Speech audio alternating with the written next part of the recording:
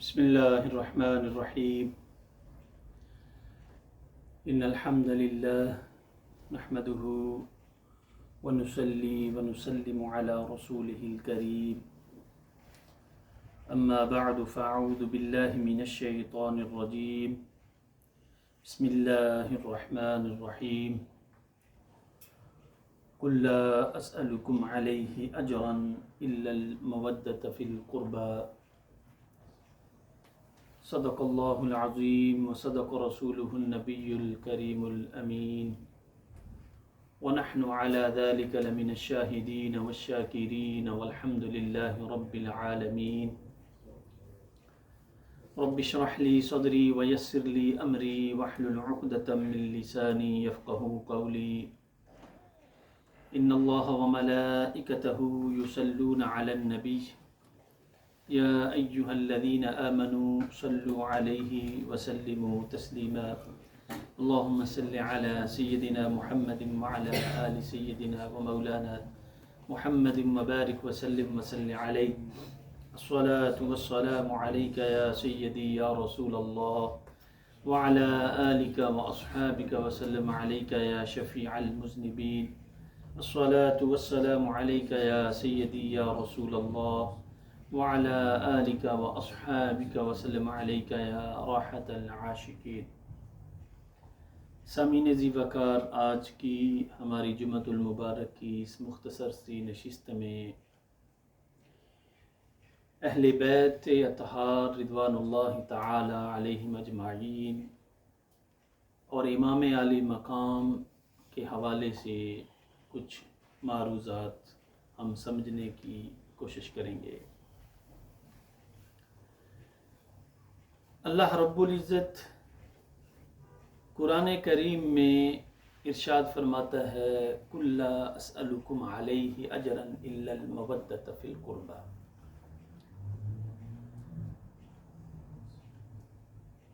دنیا کا یہ دستور ہے کہ جب آپ کوئی استاد آپ کو کچھ پڑھاتا ہے، کچھ سکھاتا ہے، تو اس سکھانے کا ایک مقصد ہوتا ہے، اس کا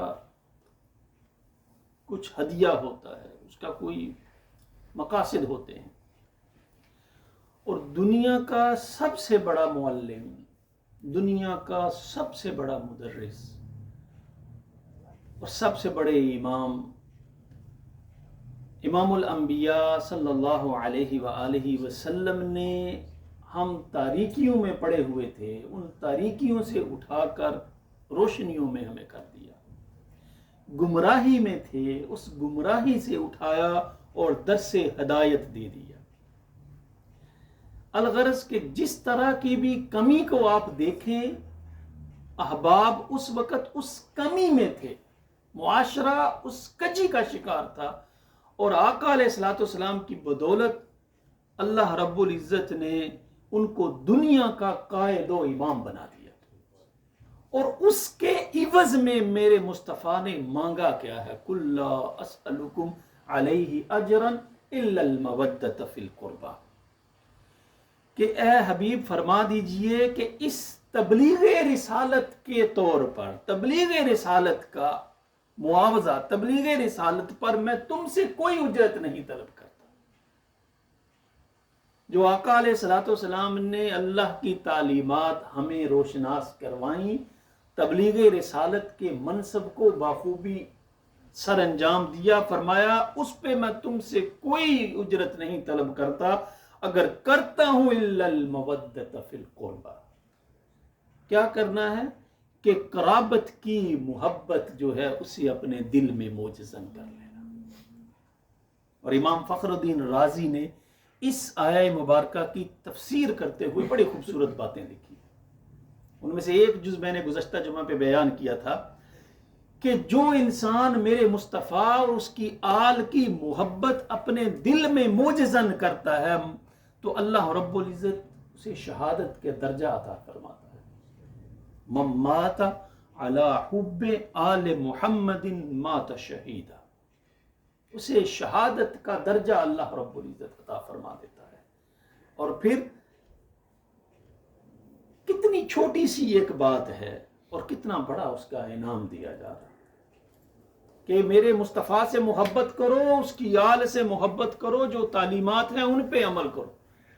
اور یہ بھی ہے کہ نماز کا ٹائم ہو تو نماز پڑھو، نہیں میں اہل بیت سے محبت کرتا ہوں۔ احکامات الہیہ پہلے ہیں، ان کو بھی آپ نے سر انجام دینا ہے۔ اور ساتھ الا ومن مات علی حب آل محمد مغفور اللہ، دل میں اللہ کے نبی کی محبت ہے اور اس کے اہل بیت کی محبت ہے، اللہ تمہارے گناہوں کو بھی معاف فرمائے۔ اللہ کی رحمت اسباب، اللہ کی رحمت تمہیں بے شمار موقع عنایت کرے گی کہ ان کی بدولت تم اللہ کے حضور سرخرو ہو جاؤ گے۔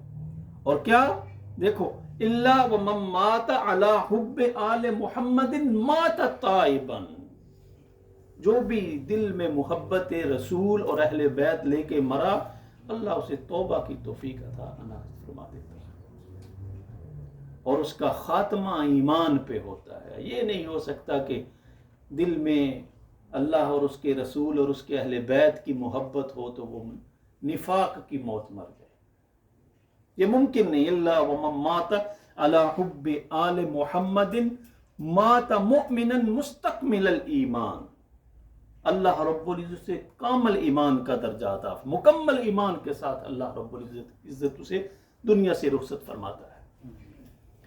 اور پھر یہ اس سے قبل کی جو 4 باتیں تھیں، یہ تو اس ظاہری دنیا میں ہیں، اور جب انسان مر جاتا ہے اس محبت کے ساتھ، فرمایا الا ومن مات علی حب آل محمد بشرہ ملک الموت بالجنہ یا ایتھا النفس المطمئنہ، کہ انسان تقوی کے اس مقام پہ جب فائز ہوتا ہے تو ملک الموت جب آتا ہے تو پھر کہتا ہے یا ایتھا النفس المطمئنہ ارجعی الی ربک راضیۃ مرضیہ، آجا اپنے رب کی طرف، اللہ تجھ سے راضی ہے اور تو اس سے راضی ہے۔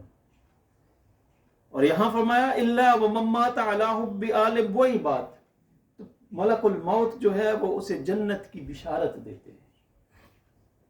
ثم منکر و نکیر، پھر منکر نکیر بھی سوال کرتے ہیں تو وہ بھی جنت کی بشارتیں اسے عطا کرتے ہیں۔ یہ سارا مرتبہ، یہ ساری عزت اس لیے مل رہی ہے کہ تم اللہ سے، اس کے رسول سے اور اس کے اہل بیت سے محبت کرتے ہو۔ اور پھر جنت کی بشارت دی۔ اب جنت میں داخل انسان کیسے ہوتا ہے؟ الا ومن مات علی حب آل محمد یزف الی الجنۃ کما یزف العروس الی بیت زوجها، کہ انسان جب دنیا سے چلا جاتا ہے اور اللہ کے احکامات کی وہ پیروی کرتا ہے، اہل بیت سے محبت دل میں رکھتا ہے، فرمایا وہ جنت میں ایسے جاتا ہے جیسے انسان کسی دلہن کو اپنے گھر میں لے کے جاتا ہے، فخر کے ساتھ، عزت کے ساتھ، تکریم کے ساتھ اللہ کے فرشتے اسے جنت میں لے کے جاتے ہیں۔ اور حضرت سیدنا صدیق اکبر رضی اللہ تعالی عنہ، آپ نے اہل بیت سے محبت کا درس کتنی خوبصورت انداز میں دیا۔ والذی نفسی بیدہ، اللہ کی قسم جس کے قبضہ قدرت میں میری جان ہے، لقرابت رسول اللہ صلی اللہ علیہ وسلم احب الی ان اصل من قرابتی، کہ اللہ کی قسم جس کے قبضہ قدرت میں میری جان ہے، مجھ کو اپنے اقربا سے نبی اکرم صلی اللہ علیہ وآلہ وسلم کا عزہ و اقربا زیادہ پسند ہے۔ اور پھر آقا علیہ الصلوۃ والسلام نے فرمایا ان مثل اہل بیتی مثل سفینۃ نوح، میرے گھر والوں کی، میرے اہل بیت کی مثال جو ہے وہ سفینہ نوح کی سی ہے، من رکبہا نجا۔ آپ بحری سفر کر رہے ہیں، سمندر میں ہیں، تو نجات اسی کو ملے گی جو کشتی میں سوار ہو جائے گا، جو کشتی سے نکل جائے گا وہ غرق ہو جائے گا۔ فرمایا میرے اہل بیت کی مثال بھی ایسی ہی ہے، جو ان کی محبت کے ساتھ آ گیا، ان مثل اہل بیتی مثل سفینت من رکبہا نجا، جو اس پہ سوار ہو گیا وہ نجات پا گیا، ومن تخلف عنہا غرق، اور جو پیچھے رہ گیا وہ ہلاک ہو گیا۔ پیچھے رہ جانے والوں کے لیے ہلاکت ہے۔ اور امام طبرانی نے اپنی معجم اوسط میں یہ روایت کی ہے کہ لما استقر، دیکھیں مقام کیا ہے نبی کے نواسوں کا، لما استقر اہل الجنہ قالت الجنۃ یا رب العالمین الیس وعدتنی ان تزیننی برکنین، جنت کہتی ہے اللہ تو نے یہ نہیں کہا تھا کہ میں 2 اراکین کے ساتھ تجھے مزین کروں گا، تو وہ کون سے اراکین ہیں؟ قال الم ازینک بالحسن والحسین، کیا تجھ میں حسن اور حسین نہیں ہے؟ نبی کے وہ 2 پھول نہیں ہیں؟ میں نے تمہیں ان کے ساتھ مزین کر دیا ہے۔ اور آقا علیہ الصلوۃ والسلام کی یہ 2 نواسے جو ہیں، ان کی محبت اللہ رب العزت کی محبت کی ضمانت ہے۔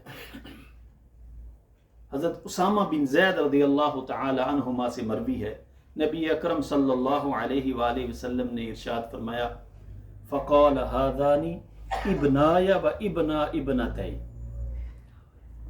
کہ یہ میرے 2 بیٹے ہیں اور میری بیٹی کے بیٹے ہیں۔ اللہم انی احبہما، اے اللہ میں ان 2 بچوں سے محبت کرتا ہوں۔ فاحبہما، تو بھی ان سے محبت کر، واحب من یحبہما، اور جو ان میرے بچوں سے محبت کرے تو بھی ان سے محبت کر۔ میں محبت کرتا ہوں، اے اللہ تو بھی محبت کر، اور جو ان سے محبت کرے تو ان سے بھی محبت کر۔ اللہ کی محبوبیت کی حسنین کریمین کی محبت ضمانت ہے۔ اور ترمذی شریف کی روایت ہے کہ امام عالی مقام کی محبت سے ہی اللہ کا انسان محبوب ہو سکتا ہے۔ حدیث شریف میں آتا ہے احب اللہ من احب حسینا، اللہ رب العزت اس کو محبوب بنا لیتا ہے جو اللہ کے نبی کے نواسوں سے محبت کرتا ہے اور جو ان کی تعلیمات پہ عمل کرتا ہے۔ حضرت زید فرماتے ہیں، سیدنا زید ان زید قال خرج رسول اللہ صلی اللہ علیہ وسلم من بیت عائشہ، آقا علیہ الصلوۃ والسلام حجرہ عائشہ سے تشریف لائے، فمر علی بیت فاطمہ، اپنی بیٹی سیدہ کائنات کے دروازے سے ان کے گھر کے قریب سے گزرے، فسمع حسین یبکی فقال الم تعلمنی ان بکاءہ یؤذینی، فرمایا اے بیٹی تجھے نہیں پتا کہ اس بچے کا رونا مجھے تکلیف دیتا ہے، اسے نہ روایا۔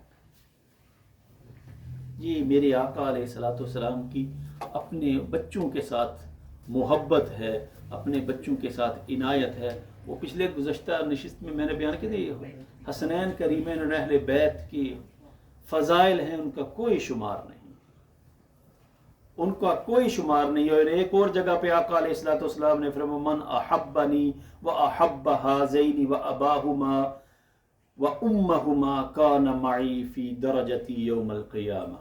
اللہ اکبر، کہ جو ان بچوں سے محبت کر، جو مجھ سے محبت کرتا ہے، ان بچوں سے محبت کرتا ہے، ان کے والدین سے محبت کرتا ہے، وہ جنت میں میرے ساتھ ہو۔ دعا ہے اللہ رب العزت اہل بیت کی محبت کا کچھ حصہ ہمیں بھی نصیب فرمائے، اور بالخصوص جو ان کی تعلیمات ہے اس کو سمجھنے کی ہمیں توفیق عطا۔ ہر علاقے میں، ہر معاشرے میں، ہر جگہ پہ 2 افکار ہوتی ہیں، ایک وہ فکر ہوتی ہے جو حسین نے عطا کی، اور ایک وہ فکر ہوتی ہے جو یزید نے اور دیان باطل نے عطا کی۔ ہم نے یہ دیکھنا ہے کہ ہمارا شمار کس طرف ہو رہا ہے، ہمارا شمار اس طرف ہو رہا ہے احبنی واحب ہذین واباہما وامہما کان معی فی الدرجۃ یوم القیامہ، یا اس طرف ہو رہا ہے، اس فکر کی طرف ہو رہا ہے کہ جو احکامات الہیہ سے بالکل نابلد ہیں۔ دعا ہے اللہ عمل کی توفیق عطا فرمائے۔ وما توفیقی الا باللہ والصلاۃ والسلام علی رسول اللہ۔ سنتے ہیں اللہ فرمائے۔